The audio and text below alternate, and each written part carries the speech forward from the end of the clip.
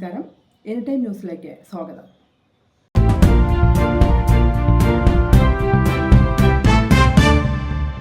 Mall of ഖത്തറിന് സമീപമുണ്ടായ വാഹനാപകടത്തിൽ 2 മലയാളി യുവാക്കൾക്ക് ദാരുണാന്ത്യം.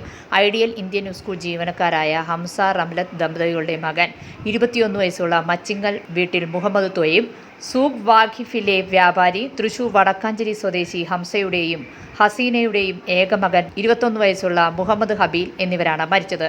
കൂട്ടുകാരോടൊപ്പം പെരുന്നാൾ ഡ്രസ്സ് വാങ്ങി തിരിച്ചു വരുമ്പോഴാണ് അപകടം. 2 പേരും സംഭവസ്ഥലത്ത് തന്നെ മരിച്ചതായാണ് വിവരം. മൃതദേഹം ഹമദ് മോർച്ചറിയിൽ സൂക്ഷിച്ചിരിക്കുകയാണ്. കൂടെയുണ്ടായിരുന്നവരെ പരിക്കുകളോടെ ആശുപത്രിയിൽ പ്രവേശിപ്പിച്ചു. മുഹമ്മദ് ത്വയ്യിബ് ഖത്തർ മിലിറ്ററി ജീവനക്കാരനാണ്. മുഹമ്മദ് ഹബീൽ ദോഹ യൂണിവേഴ്സിറ്റി വിദ്യാർത്ഥിയാണ്. മുഹമ്മദ് ഹബീലിന്റെ മാതാപിതാക്കൾ നാട്ടിലാണ്. News desk anytime news. കൂടുതൽ വാർത്തകൾക്ക് ഞങ്ങളുടെ ചാനൽ സബ്സ്ക്രൈബ് ചെയ്യുക, ഫേസ്ബുക്ക് ഫോളോ ചെയ്യുക. വാർത്തകൾ വേഗത്തിലറിയാൻ എനിടൈം